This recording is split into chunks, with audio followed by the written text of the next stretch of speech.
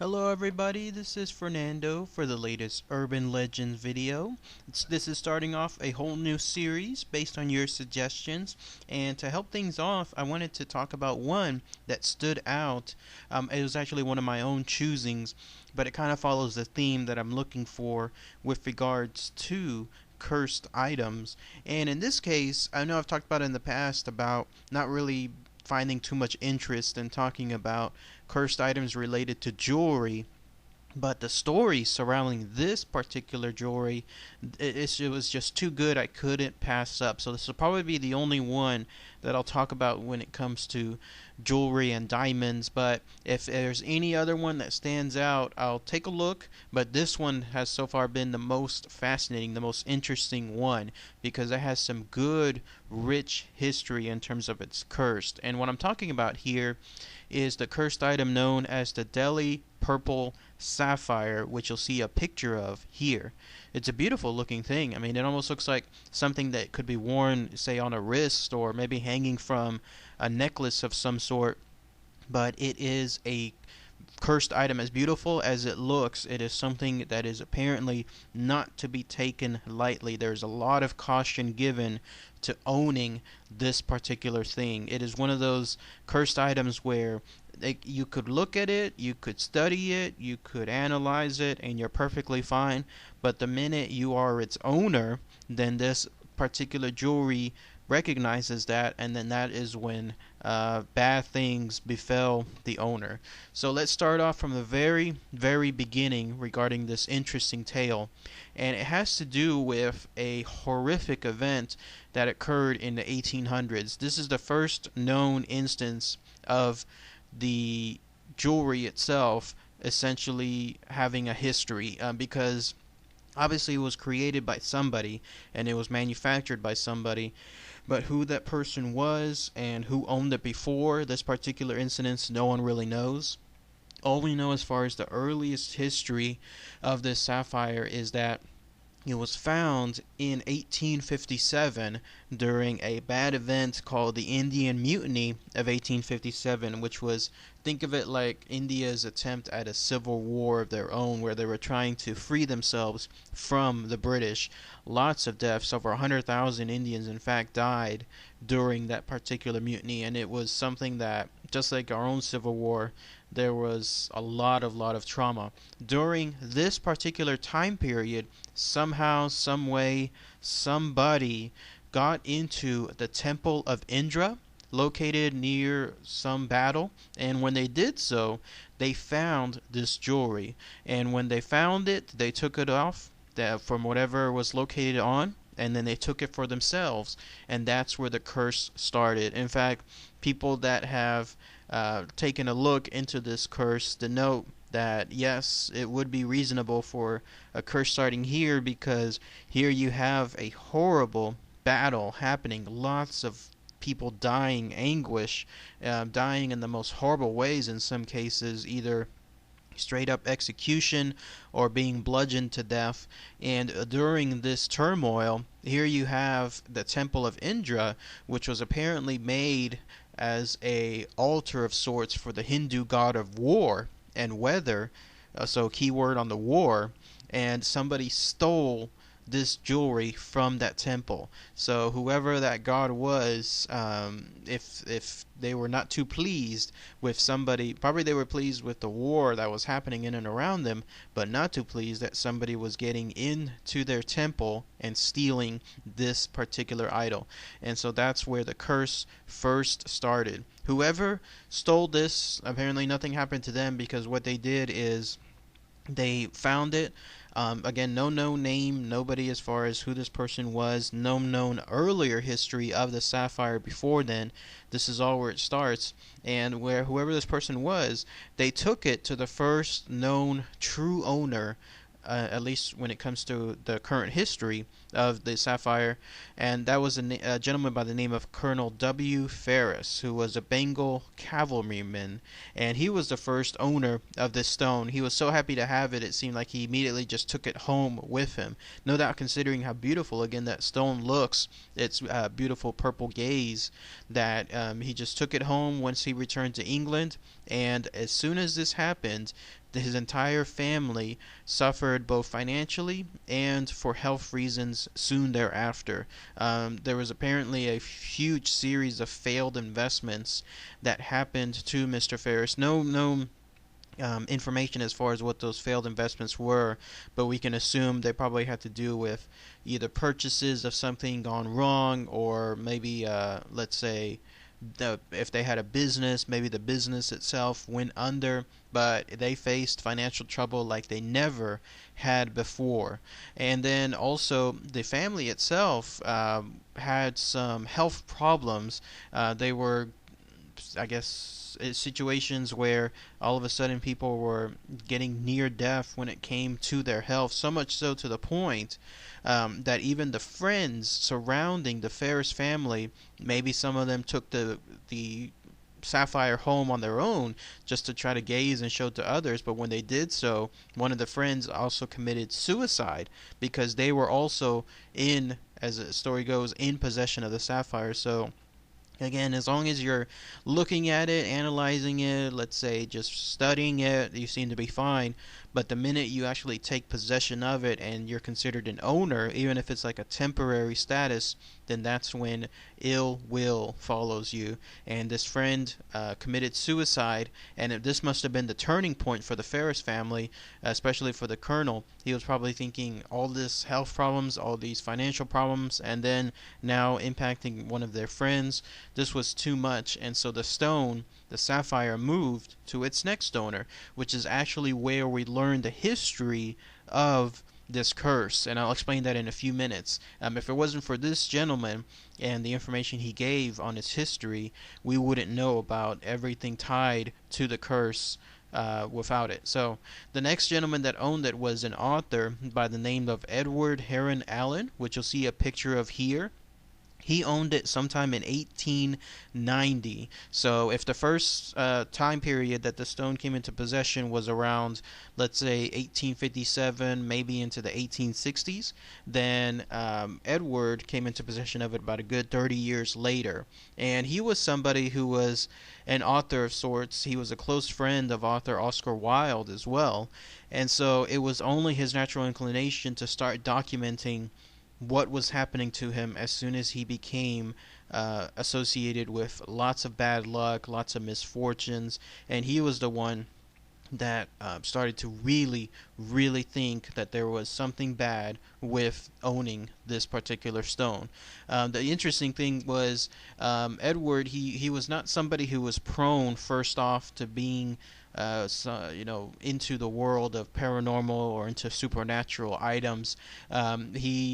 His whole career was in academics. He was somebody who was a man of science, so he was not somebody who was easily prone into thinking bad luck equals cursed item. No, in this case, all these bad misfortunes eventually led him to truly believe that he had something bad going on. And here's some of the items that had occurred to him. Apparently he too suffered bad luck in the form of, let's say, misfortunes financially. He was having problems with health. Whatever it was that was affecting him, it was so much so that he finally, and this is how much of a friend he is, or one can consider him to be a friend, he gifted this stone not once but twice to other of his friends who also were interested in owning it. I tried to see if there was more history as to what were the items that were affecting Edward personally, but no, there was nothing too much that could be said other than the fact that he was suffering a series of bad luck. And the first thing that comes to mind is, of course, anything related either money-wise or health-wise, because those are the two big items. So whatever it was, these things were affecting him so much, he again gifted it not once but twice to his friends who were also interested in owning it for whatever kooky reason, and they too suffered this similar bad luck, so much so that they returned them back to him. First time and then the second time. So he tried to personally get rid of this particular stone to his friends. Again, how much of a friend is that, you know? And those two friends instead gave it back to him once they suffered the same thing. It got to the point that he finally pretty much said, "That's it, I quit." And what he did was he threw the sapphire into a canal that was near his area. It was called Regent's Canal, thinking, and that makes logical sense. If I throw it somewhere, like let's say into the sea or into a river, it's gone. It's done. I'm never going to see this thing again. How in the world would I ever have bad luck again? Because this thing would never be able to get back to me. And yet, cut to 3 months later, and a jeweler brought this stone straight to him. And here's a story tied to it. Once he threw it in the canal, somehow, some way, there was a dredger, somebody that was, I guess, in and around the area of the canal, that saw the jewel. And when he saw this sapphire, he took it to a jeweler to sell it. The jeweler bought it, but then the jeweler recognized, hey, you know what? This is a very unique item. I've seen this before. It belongs to Edward. And when he bought it, he then took it back to Edward, probably on the mistaken sense of doing this guy a favor and saying, I better return it back to him. He might be missing it. It probably fell off him by accident. That kind of stuff where he's probably acting more as a friend. And much to his astonishment, Edward found that sure enough, there it was back in his possession. Isn't that creepy? I mean, this is the kind of stuff like Lord of the Rings, that One Ring type deal where it somehow, some way, that ring gets into the possession of people, and then that way it can go back to Sauron. Pretty interesting, huh? And finally, Edward, he didn't want anyone else to have possession of it, at least when he was still alive. So what he did was, as soon as his daughter, his first daughter, was born, and he didn't want anything harmful to happen to her, but at the same time he didn't want anything harmful to happen to others, he sent it off while it was still in his possession. He sent it off to some of his bankers, because it looks like he probably had being the affluential citizen that he was, he probably had some bankers who managed his fortunes, both living and then eventually once he died. And he gave them strict instructions to seal the gem inside a box, and with very, very strict instructions to lock it away until after his death. So probably they put it into some kind of safe deposit box or into some kind of vault. But in this manner, it would be a kind of a leeway or a sideway of him still possessing it, but at the same time it not falling into someone else's hands. And this stayed this way for 14 years. In fact, he probably never visited this stone. Wherever it was, it stayed in its secure location for 14 years. But a little before he died, he decided, for whatever reason, that eventually it's going to get out of his possession, because either through his estate or through his family, they're going to come across this stone once he dies. Because as what happens when someone dies and people are going through their estate, every single thing in that person's possession eventually comes across someone else. Either they're going to sell it or keep it. It just depends on what the family wants to do afterward. So he decided at that point that when he dies, and then at least 3 years after his death, nobody will own it, because he will in turn send it off to the Natural History Museum, and with the very strict instructions that, again, this will only occur 3 years to the day after his death. So in this manner, his family will never be in possession of it. He probably surmised that it would take probably around that time period for his family to go through his entire estate. But for them, to ensure that there's no risk of them coming across this cursed item, it would be locked away for 3 years, and then it would eventually go to the Natural History Museum, so it could skip the whole estate process and it could skip them altogether, which was pretty smart when you think about it, because he figured out another way to keep this stone, especially from his daughter, from having any possession of it. In fact, those were also another set of clear instructions. He said to whoever was executing his will, whoever those bankers were, he said the circumstances must be that his daughter would never, ever touch or be in possession of this particular sapphire. That goes to show the belief that this guy had. I mean, he absolutely 100% believed in this cursed item. And how I wish I could find and see what this particular circumstances were on his cursed circumstances, whatever occurred to him that caused him to have so much harm. But unfortunately he didn't denote it. But he finally died in 1943. The Natural History Museum received that box containing the sapphire 3 years to the day after his death, and that's when, to their surprise, they found a letter. It was a letter, a written note that was within the box, and it detailed his history with the cursed sapphire and the reasons for everything tied to his instructions. So it goes to show that he never really told. I mean, he obviously he told his bankers, just place this in a box, place this in a vault, seal it up 3 years after my death, that kind of stuff.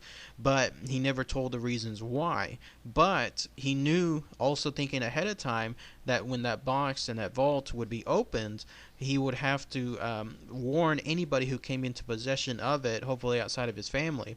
And that's where he typed this note, put it in there who knows how many years before his eventual death, and then even then years before someone else opened the box, knowing that they would see this note. And then this is what he ended his note with. Again, this is coming from him typing this away years before he died. He said, "Whoever shall then open it shall first read out this warning, and then do as he pleases with the jewel. My advice to him or her is to cast it into the sea." So he wanted to again give the advice that he had tried earlier with the canal, but this time throw it out in the middle of the sea and let's see if this thing somehow finds its way to its owner.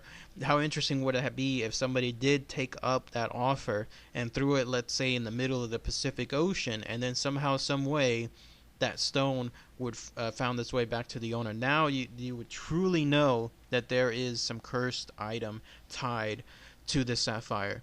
Now the gem itself, I believe to this day, it's there in the Natural History Museum. It's there for everyone to view, for everyone to look at. In fact, it was a gentleman by the name of John Whittaker who worked or was a member of the Natural History Museum. He was never really in possession of the sapphire, but he was in temporary possession because it was his job to try to move the sapphire stone around for special events. And he said that in 2004 he and his wife had the stone in their car and they were driving to some location again to showcase it somewhere else, and when they did this, their travel was engulfed by a huge thunderstorm. Not just a regular thunderstorm with just like a little bit of lightning and some rain, but no, we're talking a violent, very dramatic thunderstorm. And it completely trapped them in their car. The way they described it, they could not go anywhere considering how crazy the thunderstorm was. And he said to this day he claims it to be one of the most horrific experiences of his life. He also had to transport it a second time someplace else, and when he did so, he said he was hit with a stomach bug that caused him to be violently ill. And then when he had to transport it a third time to another location, he fell into some great pain, and it turns out that for the first time in his life he had a kidney stone, and he had to pass it right then and there, which apparently, from what people have said, it is a gruesome set of pain whenever you have a kidney stone.